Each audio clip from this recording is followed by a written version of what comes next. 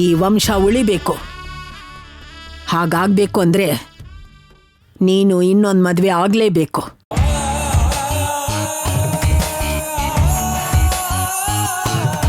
ನಿನ್ನ ಮಾತು ನಂಬಬೇಕು ಅಂದರೆ ಈ ಮದುವೆನ ನೀನೇ ಮುಂದೆ ನಿಂತು ನಡೆಸ್ಕೊಡ್ಬೇಕು.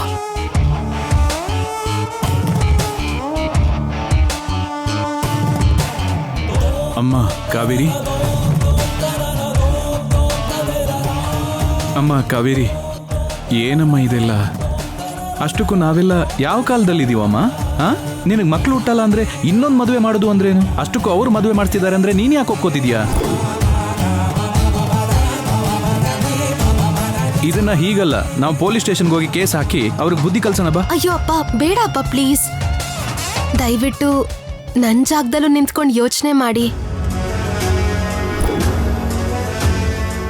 ಈ ಮದ್ವೆ ನಡೆಯಕ್ಕೆ ನಾನು ಬಿಡಲ್ಲ ಅಂತ ಹೇಳೋದಿಕ್ಕೆ ನನ್ಗೆ 1 ನಿಮಿಷ ಸಾಕು ಅಪ್ಪ.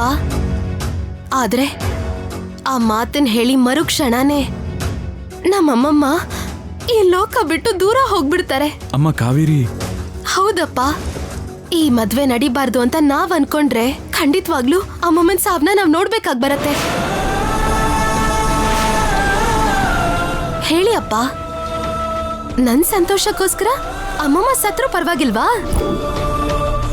ನಮ್ ಸಂತೋಷಕ್ಕೋಸ್ಕರ ಅಂತ ಅಮ್ಮಮ್ಮನ ಸಾಯೋದಕ್ ಬಿಟ್ಬಿಡೋಣ್ವಾ? ಅಮ್ಮ ಕಾವೇರಿ. ಹೌದು ಅಪ್ಪ, ಎಲ್ಲ ಯೋಚನೆ ಮಾಡಾದ್ಮೇಲೆ ಈ ಮದ್ವೆಗ್ ನಾನು ಒಪ್ಕೊಂಡಿದ್ದು.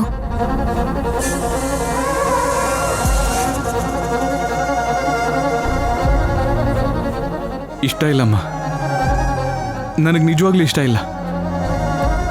ನೀನು ಎಷ್ಟೇ ಹೇಳಿದ್ರು ಕೂಡ ನಾನು ಮಾತ್ರ ಇದನ್ನು ಒಪ್ಕೊಳ್ಳಲ್ಲ.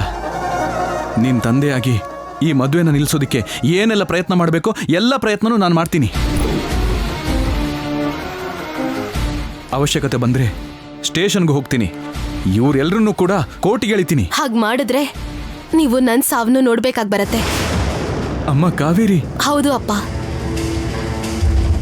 ಇದು ನಮ್ಮ ಅತ್ತೆಯವ್ರ ಕುಟುಂಬ. ಈ ಮನೆ ಮರ್ಯಾದೆ ತೆಗಿತೀನಿ ಅಂದ್ರೆ ಸೊಸೆಯಾಗಿ ನಾನು ಹೇಗೆ ಒಪ್ಕೋತೀನಿ? ನನಗೆ ತವ್ರ ಮನೆ ಎಷ್ಟು ಮುಖ್ಯನೋ ಅತ್ತೆ ಮನೆನೂ ಅಷ್ಟೇ ಮುಖ್ಯ. ಯಾಕಮ್ಮ ನಿನ್ನ ನೀನೇ ಸುಡ್ಕೊಂಡು ಈ ಮನೆಗೆ ಬೆಳಕು ಕೊಡಬೇಕು ಅಂತಿದ್ಯಾ? ನಿನ್ನ ಕಣ್ಣೀರಿಂದ ಈ ಮನೆಯವ್ರಿಗೆ ಸಂತೋಷ ಸಿಗುತ್ತೆ ಅಂತಿದ್ಯಾ? ಇಲ್ಲಮ್ಮ, ನನಗೆ ತಡ್ಕೊಳಕ್ಕಾಗ್ತಿಲ್ಲಮ್ಮ, ತಡ್ಕೊಳಕ್ಕಾಗ್ತಿಲ್ಲ. ನನಗೇನು ಮಾಡಬೇಕು ಅಂತಾನೆ ಗೊತ್ತಾಗ್ತಿಲ್ಲ.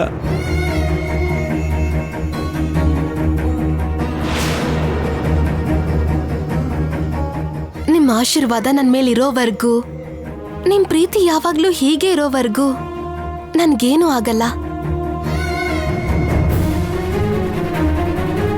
ನನ್ನ ತಂದೆಯಾಗಿ ನೀವೀಗ ಮಾಡ್ಬೇಕಾಗಿರೋದು ಅವ್ರ ಮೇಲೆ ಕೋಪ ಮಾಡ್ಕೊಳ್ಳೋದು ಅಥವಾ ನನ್ನ ಮೇಲೆ ಬೇಜಾರು ಮಾಡ್ಕೊಳ್ಳೋದೋ ಅಲ್ಲ.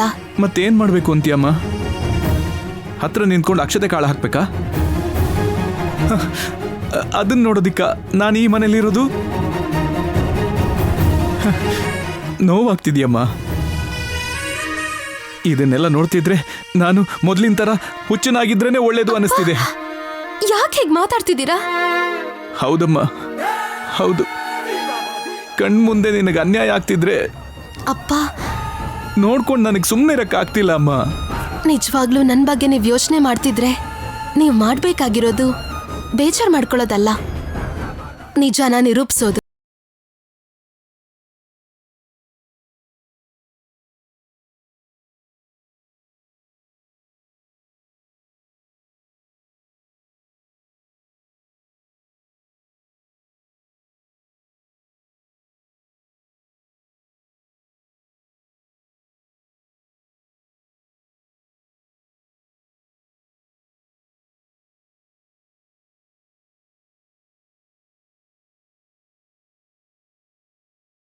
ಅಂತ ದೇವ್ರಿಗೆ ಗೊತ್ತು. ಆದ್ರೆ ಈ ರಿಪೋರ್ಟ್ಸ್ ನಮ್ಮ ಹತ್ರನೇ ಇದೆ. ಈ ರಿಪೋರ್ಟ್ಸ್ ನ ನೀವು ಬೇರೆ ಡಾಕ್ಟರ್ ಹತ್ರ ತಗೊಂಡು ಹೋಗಿ ಈ ರಿಪೋರ್ಟ್ಸ್ ನಿಜನೋ ಅಥವಾ ಸುಳ್ಳು ಅಂತ ತಿಳ್ಕೋಬೇಕು. ಅರ್ಥ ಆಯ್ತಮ್ಮ. ಡಾಕ್ಟರ್ ನಿನಗೆ ಕೊಟ್ಟಿರೋ ರಿಪೋರ್ಟು ನಿಜನೋ ಅಥವಾ ಸುಳ್ಳು ಅಂತ ನಿನಗೆ ಗೊತ್ತಾಗಬೇಕು ಅಷ್ಟೇ ಅಲ್ವಾ? ಹೌದು ಅಪ್ಪ. ಇನ್ನೊಂದು ಡಾಕ್ಟರ್ ಸಹಾಯ ತಗೊಂಡ್ರೇನೆ ನಿಜವಾದ ವಿಷಯ ಹೊರಗೆ ಬರತ್ತೆ. ವಿಷಯ ಪೂರ್ತಿಯಾಗಿ ಅರ್ಥ ಆಯ್ತಮ್ಮ. ಸಿಟಿಲಿ ನಂಗೆ ಗೊತ್ತಿರೋ ಡಾಕ್ಟ್ರು ತುಂಬ ಜನ ಇದ್ದಾರೆ. ಈ ರಿಪೋರ್ಟ್ ತಗೊಂಡೋಗಿ ಅವ್ರ ಹತ್ರ ವಿಚಾರಿಸ್ತೀನಿ. ಇದರಲ್ಲಿ ಸುಳ್ಳು ಎಷ್ಟಿದೆ ಸತ್ಯ ಎಷ್ಟಿದೆ ಅಂತ ಈಗಲೇ ತಿಳ್ಕೊಳ್ತೀನಮ್ಮ. ಸರಿ.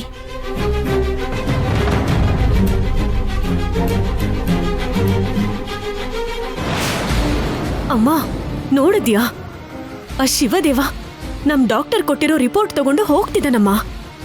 ಇವಾಗ ಅವನು ಬೇರೆ ಡಾಕ್ಟರ್ ಹತ್ರ ಹೋಗಿ ಈ ರಿಪೋರ್ಟ್ ನಿಜನಾ ಸುಳ್ಳ ಅಂತ ಕೇಳಿದ್ರೆ ನಾವು ಮಾಡಿರೋ ಮೋಸ ಎಲ್ಲ ಗೊತ್ತಾಗ್ಬಿಡುತ್ತಮ್ಮ. ತುಂಬಾ ತುಂಬಾ ಥ್ಯಾಂಕ್ಸ್ ಡಾಕ್ಟರ್. ನೀವು ಮಾಡಿರೋ ಈ ಹೆಲ್ಪ್ನ ನಾವ್ ಯಾವತ್ತೂ ಮರೆಯಲ್ಲ. ಏನೋ ನಮಗೂ ನಿಮಗೂ ಪರಿಚಯ ಇದ್ದಿದ್ಕೆ ನೀವು ನನಗೆ ಕೊಟ್ಟಿರೋ ಈ ಹಣಕ್ಕೋಸ್ಕರ ಕಾವೇರಿಗೆ ಮಗು ಆಗಲ್ಲ ಅಂತ ಸುಳ್ಳು ಹೇಳ್ದೆ. ಒಂದ್ ವೇಳೆ ನಿಜ ಏನಾದ್ರೂ ಗೊತ್ತಾದ್ರೆ ನನ್ ಮೇಲೆ ಕೇಸ್ ಆಗೋ ಅವಕಾಶ ಇದೆ ಮೇಡಮ್. ಅಂತ ಪರಿಸ್ಥಿತಿ ಬರಲ್ಲ ಬಿಡಿ ಡಾಕ್ಟರ್. ಕಾವೇರಿಗೆ ಮಕ್ಳಾಗಲ್ಲ ಅಂತ ನೀವ್ ಹೇಳಿರೋ ಸುಳ್ಳನ್ನ ನಮ್ ಮನೆಯವರು ಸ್ಟ್ರಾಂಗ್ ಆಗಿ ನಂಬೋ ಹಾಗೆ ಮಾಡಿದ್ರೆ ನನ್ನ ಅಳಿಯಂಗೆ 2ನೇ ಮದ್ವೆ ಮಾಡ್ತಾರೆ. ಅವಾಗ ನನ್ ಮುದ್ದು ಮಗಳು ಆ ಮನೆಗೆ ಸೊಸೆ ಆಗ್ತಾಳೆ. ಹೌದು ಡಾಕ್ಟರ್, ನೀವ್ ಹೇಳಿರೋ ಸುಳ್ಳುಗಳಿಂದ ಆ ಕಾವೇರಿ ಜೀವನ ತಲೆ ಕೆಳಗಾಗ್ಬಿಡುತ್ತೆ. ಆ ಮನೆಯಿಂದ ಅವಳು ಶಾಶ್ವತವಾಗಿ ಹೊರಗೆ ಹೋಗ್ತಾಳೆ. ಅಮ್ಮೋ, ಅದನ್ನ ನೆನ್ಸ್ಕೊಂಡ್ರೇನೆ ಭಯ ಆಗತ್ತೆ. ಎಂಥ ಪರಿಸ್ಥಿತಿಯಲ್ಲೂ ಆ ಶಿವದೇವ ರಿಪೋರ್ಟ್ಸ್ನ ತಗೊಂಡು ಮನೆಗೆ ವಾಪಸ್ ಬರಬಾರ್ದು. ಏನೋ ಒಂದ್ ಮಾಡ್ಬೇಕು. ಸರಿ ನಡಿ.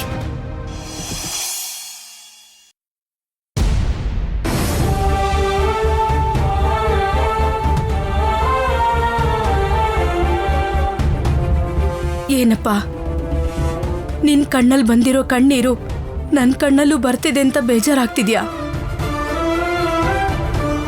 ಏನ್ ಮಾಡ್ಲಪ್ಪ, ಎಲ್ಲ ನಮ್ ಕರ್ಮ. ಇಂಥ ಪರಿಸ್ಥಿತಿ ಬರುತ್ತೆ ಅಂತ ನಾನು ಕನ್ಸಲ್ಲೂ ಊಹಿಸಿರ್ಲಿಲ್ಲ. ನಾನು ಕೂಡ ಊಹೆ ಮಾಡಿರ್ಲಿಲ್ಲಮ್ಮ. ಈಗ್ಲೂ ಇದು ಕನ್ಸು ನಿಜನೋ ಅಂತ ಗೊತ್ತಾಗ್ತಿಲ್ಲ. ಇದು ಕನ್ಸಾಗಿದ್ರೆ ಚೆನ್ನಾಗಿರ್ತಿತ್ತು ಅನಿಸ್ತಾ ಇದೆ. ಏನ್ ಮಾಡೋದು? ಅಮ್ಮಮ್ಮ ಪ್ರಾಣಕ್ಕೋಸ್ಕರ ನನ್ನ ಪ್ರಾಣಕ್ಕೆ ಪ್ರಾಣ ಆಗಿರೋ ಕಾವೇರಿನ ಬಿಟ್ಕೊಡ್ಬೇಕಾಗ್ತಾ ಇದೆ. ನನ್ನಂತ ದುರಾದೃಷ್ಟವಂತ ಪ್ರಪಂಚದಲ್ಲಿ ಯಾರು ಇರಲ್ಲಮ್ಮ, ಯಾರು ಇರಲ್ಲ. ಪೃಥ್ವಿ, ವಕೀಲ್ ಸಾಹೇಬ್ರೆ, ಯಾಕೆ ಬೇಜಾರ್ ಮಾಡ್ಕೊಂಡಿದ್ದೀರಾ? ಬೇಜಾರ್ ಮಾಡ್ಕೊಳ್ತಾ ಏನ್ ಮಾಡ್ತಾನೆ? ನನ್ನ ಮಗ ತುಂಬಾ ಒಳ್ಳೆಯವನು. ಅದಕ್ಕೆ ಕಟ್ಕೊಂಡು ಹೆಂಡ್ತಿನ ಬಿಡ್ಲಾರ್ದೆ, ಇನ್ನೊಂದು ಮದುವೆ ಮಾಡ್ಕೊಳ್ಳಾರ್ದೆ ನರಕ ಯಾತನೆ ಅನುಭವಿಸ್ತಾ ಇದ್ದಾನೆ. ಇಂಥ ಪರಿಸ್ಥಿತಿ ಶತ್ರುಗಳಿಗೂ ಬರ್ಕೊಡ್ದು.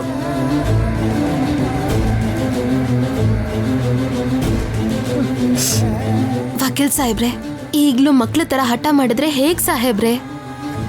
ಕಟ್ಕೊಂಡಿರೋ ಹೆಂಡ್ತಿ ನಾನೇ ನೀವಿಬ್ರು ಮದ್ವೆಗೆ ಒಪ್ಕೊಂಡಿದ್ದೀನಿ. ಗಂಡಾಗಿ ನೀವ್ಯಾಕೆ ಬೇಜಾರ್ ಮಾಡ್ಕೊಂಡಿದ್ದೀರಾ? ಈ ಮಾತನ್ನ ನೀನು ಮನಸ್ಫೂರ್ತಿಯಾಗಿ ಹೇಳ್ತಾ ಇದೆಯಾ ಕಾವೇರಿ? ಹೌದು ವಕೀಲ್ ಸಾಹೇಬ್ರೆ, ಮನಸ್ಫೂರ್ತಿಯಾಗಿ ಹೇಳ್ತಾ ಇದ್ದೀನಿ. ಏನಂದ್ರೆ ನೀನ್ ನಗ್ತಾ ಇದೀಯಾ, ಆದ್ರೆ ನಿನ್ ಕಣ್ಗಳು ಯಾಕೆ ಅಳ್ತಾ ಇದಾವೆ?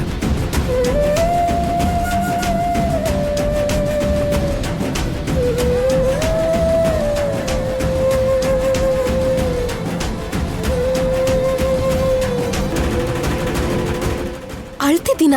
ಹಾಗೇನಿಲ್ವಲ್ಲ ಸಾಹೇಬ್ರೆ. ಹೃದಯದಲ್ಲಿ ಬೆಟ್ಟದಷ್ಟು ನೋವನ್ನ ಹೊತ್ಕೊಂಡು ಹೊರಗಡೆ ನಗ್ನಗ್ತಾ ಇರೋದು ನಿನಗೆ ಮಾತ್ರ ಸಾಧ್ಯ ಅನ್ಸುತ್ತೆ ಕಾವೇರಿ. ಸ್ವಲ್ಪ ಕಣ್ಣೀರನ್ನ ಉಳಿಸ್ಕೋ. ಯಾಕಂದ್ರೆ ನನಗೂ ಶ್ರುತಿಗೂ ಮದುವೆ ಆದಮೇಲೆ ನಿನ್ಗೆ ಉಳ್ಕೊಳ್ಳೋದು ಬರೀ ಕಣ್ಣೀರು ಒಂದೇ ಅಲ್ವಾ? ನಾನೇನ್ ಬೇಜಾರ್ ಮಾಡ್ಕೊಂಡಿಲ್ಲ ಸಾಹೇಬ್ರೆ. ಎಲ್ಲಿ ಆ ಮಾತನ್ನ ನನ್ನ ಕಣ್ಣಲ್ಲಿ ಕಣ್ಣಿಟ್ಟು ನೋಡಿ ಹೇಳು.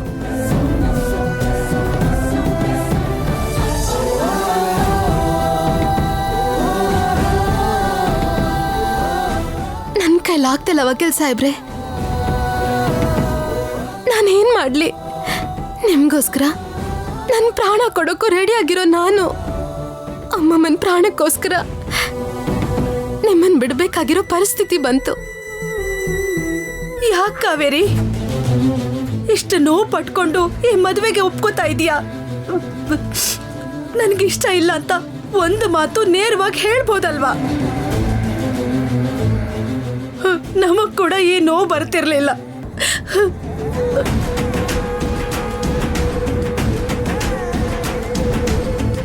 ವಕೀಲ್ ಸಾಹೇಬ್ರೆ, ನೀವು ಧೈರ್ಯವಾಗಿರಿ. ಅಪ್ಪನ ಆಲ್ರೆಡಿ ಹಾಸ್ಪಿಟ್ಲಿಗೆ ಕಳ್ಸಿದ್ದೀನಿ. ಇನ್ ಸ್ವಲ್ಪ ಹೊತ್ತಲ್ಲಿ ನಿಜ ಏನು ಅಂತ ನಮ್ಮವ್ರಿಗೆಲ್ರಿಗೂ ಗೊತ್ತಾಗತ್ತೆ. ಎಲ್ಲ ಸುಳ್ಳು ಎಲ್ರ ಮುಂದೆ ಬಯಲಾಗತ್ತೆ. ನೀವು ಧೈರ್ಯವಾಗಿರಿ. ನನಗೆ ಗೊತ್ತಿರೋ ಹಾಗೆ ಈ ಮದ್ವೆ ನಡೆಯಲ್ಲ. ನಿಮ್ ಹೆಂಡತಿ ಅದನ್ನ ಮಾಡಕ್ ಬಿಡಲ್ಲ. ಒಂದ್ ವೇಳೆ ಹಾಗಾಗ್ಬಿಟ್ರೆ ಕಾವೇರಿ? ನಿಮ್ಗೋಸ್ಕರ ಸಾಯಕ್ಕೂ ಸಿದ್ಧವಾಗಿರೋ ನಾನು ಸೌತಿ ಜೊತೆ ಇರಕ್ಕಾಗಲ್ವಾ ಸಾಹೇಬ್ರೆ?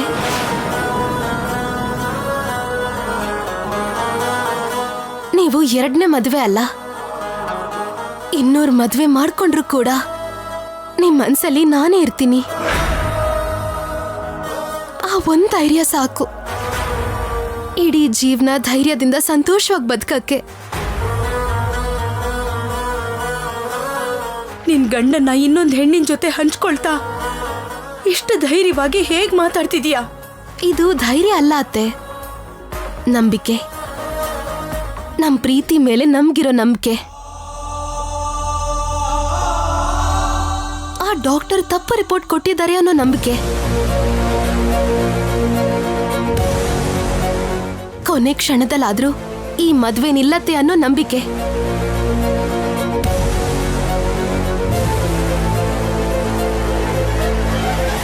ಆ ನಂಬಿಕೆ ಮೇಲಿರೋ ಧೈರ್ಯದಿಂದ ಮಾತಾಡ್ತಿದ್ದೀನಿ. ನಿನ್ ನಂಬಿಕೆನೆ ನಮ್ಮನ್ನ ಗೆಲ್ಸೋದು ಕಾವೇರಿ.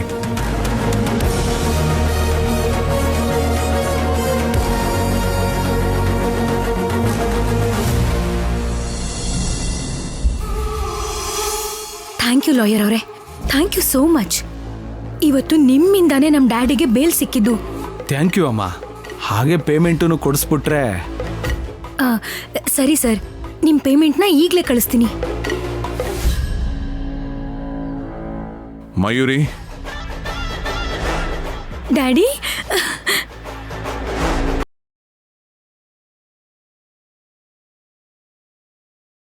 ಡ್ಯಾಡಿ ನಿಮಗೆ ಬೇಲ್ ಸಿಗುತ್ತೋ ಇಲ್ವೋ ಅಂತ ನಾನು ಎಷ್ಟು ಟೆನ್ಷನ್ ಮಾಡ್ಕೊಂಡಿದ್ದೆ ಗೊತ್ತಾ? ಪ್ರತಿ ಕ್ಷಣ ನಾನು ಭಯದಲ್ಲೇ ಬದುಕಿದ್ದೀನಿ. ನಾವು ಭಯಪಡಿಸೋ ವಂಶದಲ್ಲಿ ಹುಟ್ಟಿರೋದಮ್ಮ. ಭಯ ಪಡಿಸ್ಬೇಕೇ ವಿನಃ ಭಯ ಪಡಬಾರ್ದು. ಆ ಶಿವದೇವಣ್ಣನ ಜೈಲಿಗೆ ಕಳಿಸಿ ಕಾವೇರಿ ಜೀವನದಲ್ಲಿ ಆಟ ಆಡೋಣ ಅಂದ್ಕೊಂಡ್ರೆ ಅವಳು ನನ್ನನ್ನು ಜೈಲಿಗೆ ಕಳಿಸಿ ನಮ್ಮ ಜೀವನದಲ್ಲಿ ಆಟ ಆಡ್ಬಿಟ್ಲು. ನಾನು ಬಿಡಲ್ಲ. ಆ ಕಾವೇರಿನ ಸರ್ವನಾಶ ಮಾಡೋವರೆಗೂ ನಾನು ಸುಮ್ಮನಿರಲ್ಲ. ಡ್ಯಾಡಿ, ಫಸ್ಟ್ ಮನೆಗೆ ಹೋಗೋಣ ಬನ್ನಿ. ಜೈಲೂಟ ತಿಂದು ನಿಮ್ಮ ನಾಲ್ಗೆ ಸಪ್ಪೆ ಆಗಿರುತ್ತೆ. ನಿಮ್ಗೆ ಇಷ್ಟ ಆಗಿರೋದನ್ನೆಲ್ಲ ಮಾಡಿದ್ದೀನಿ. ಒಟ್ಟಿಗೆ ಊಟ ಮಾಡೋಣ ಬನ್ನಿ.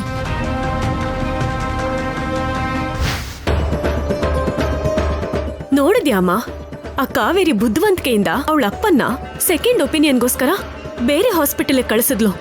ಅಯ್ಯೋ, ಸರಿಯಾದ ಸಮಯಕ್ಕೆ ನಾವು ನೋಡಿದಕ್ಕೆ ಚೆನ್ನಾಗಾಯ್ತು. ಇಲ್ಲ ಅಂದ್ರೆ ಶಿವದೇವ ಹಾಸ್ಪಿಟಲ್ ಇಂದ ರಿಪೋರ್ಟ್ಸ್ ನ ಮನೆಗ್ ತಗೊಂಡ್ ಬಂದು ಕಾವೇರಿಗೆ ಯಾವುದೇ ರೀತಿ ಆರೋಗ್ಯ ಸಮಸ್ಯೆ ಇಲ್ಲ, ಅವಳಿಗೆ ಮಕ್ಕಳಾಗೋ ಸಾಧ್ಯತೆ ಇದೆ, ಅವಳು ತಾಯಿ ಆಗೋ ಭಾಗ್ಯ ಇದೆ, ಬೇಕು ಅಂತಾನೆ ಡಾಕ್ಟರ್ ಕೈಯಿಂದ ಯಾರೋ ಸುಳ್ಳು ಹೇಳ್ಸಿದ್ದಾರೆ ಅಂತ ಒಂದು ವೇಳೆ ಮನೆಯವ್ರಿಗೊಂದು ಹೇಳ್ದ ಅನ್ಕೋ, ಅಮ್ಮಮ್ಮ ಕೋಲ್ ತಗೊಂಡು ನಮ್ಮಿಬ್ರಿಗೂ ನಾಯಿಗೆ ಹೊಡೆದಂಗ್ ಹೊಡಿತಿದ್ರು ಅಲ್ವಾ? ಹಾಗ್ ನಡಿದೇ ಇರ್ಬೇಕು ಅಂತಂದ್ರೆ ಆ ಶಿವದೇವ ರಿಪೋರ್ಟ್ಸ್ ತಂದ್ರು ಕೂಡ ಅಮ್ಮಂಗ್ ಹೇಳ್ದಿರೋ ಹಾಗೆ ತಡಿಬೇಕು. ಹೌದಮ್ಮ, ಅದನ್ ತಡಿಬೇಕು ಅಂದ್ರೆ ನಮಗಾಗೋ ಆಪತ್ ಬಂದವ ಒಬ್ನೇ, ಆ ಬಾಲು. ಹೌದೇ, ಬಾಲು ಆದ್ರೆ ಶಿವದೇವಂಗೆ ರಿಪೋರ್ಟ್ ಸಿಗ್ದಿರೋ ಹಾಗೆ ಅವನು ತಡಿಬಹುದು. ಒಂದು ವೇಳೆ ತಗೊಂಡ್ರು ನಮ್ ಮನೆಗ್ ಬರ್ದಿರೋ ಹಾಗೆ ಖಂಡಿತ ತಡಿತಾನೆ. ಕರೆಕ್ಟೇ ಅಮ್ಮ, ಈಗ್ಲೇ ಕಾಲ್ ಮಾಡ್ತೀನಿರು.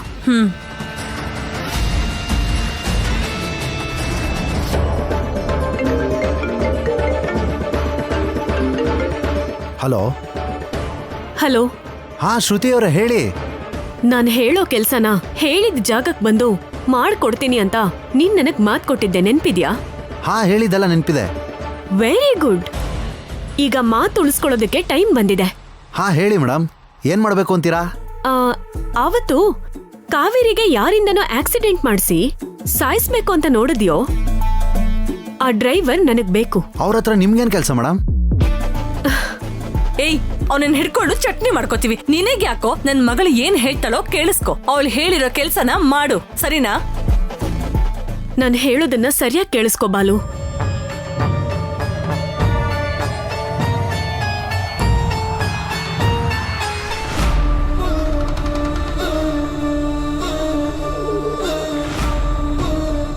ಮ್ಯಾಟ್ರ್ ಕ್ಲಿಯರ್ ಆಗಿ ಅರ್ಥ ಆಯ್ತು.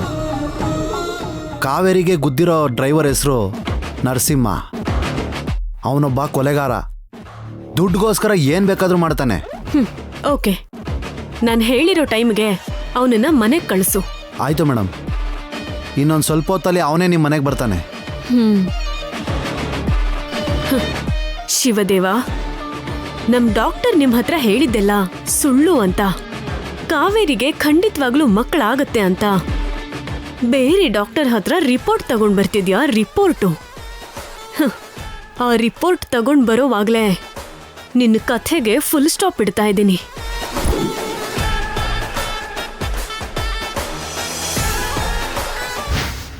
ಏಯ್, ಎಷ್ಟೊತ್ತ ಹೊರಗೆ ಬಾರೋಲೇ.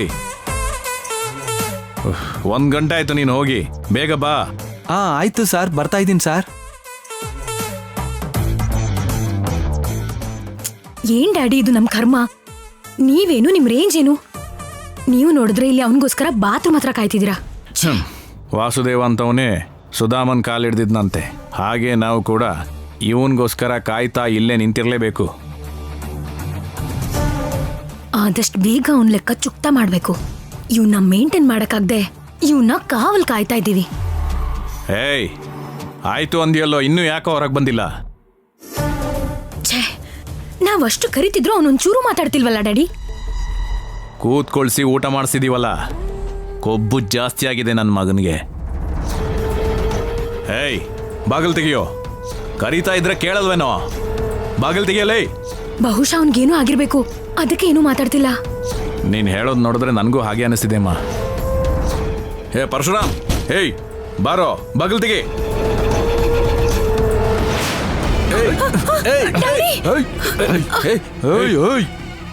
ಹತ್ರ ಬಂದ್ರೆ ಸಾಯಿಸ್ಬಿಡ್ತೀನಿ ಇವಳನ್ನ.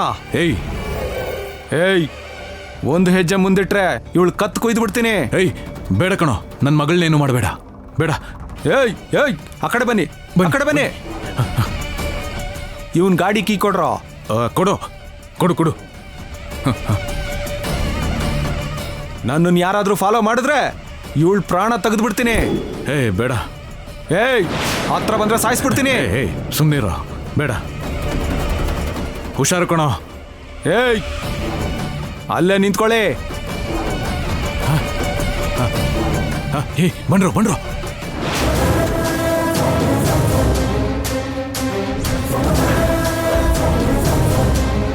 ಬೇಡ ಬೇಡ.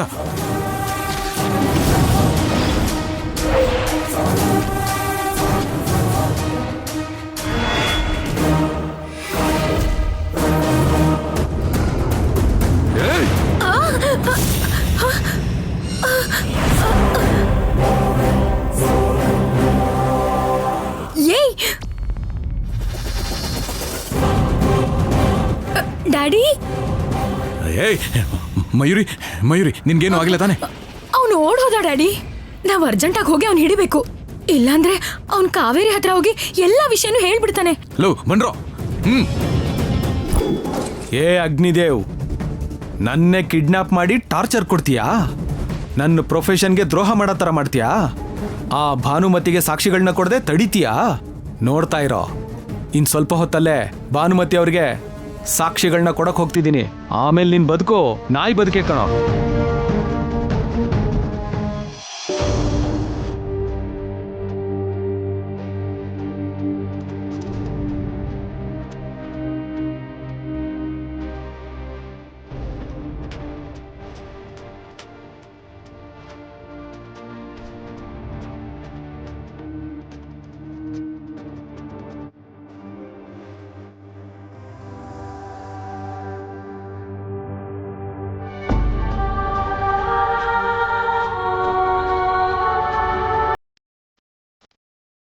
ನಿಮ್ಗೋಸ್ಕರ, ನಿಮ್ ವಂಶಕ್ಕೋಸ್ಕರ ಆದ್ರೂ ಮದ್ವೆ ಮಾಡ್ಕೊಳ್ಳಿ.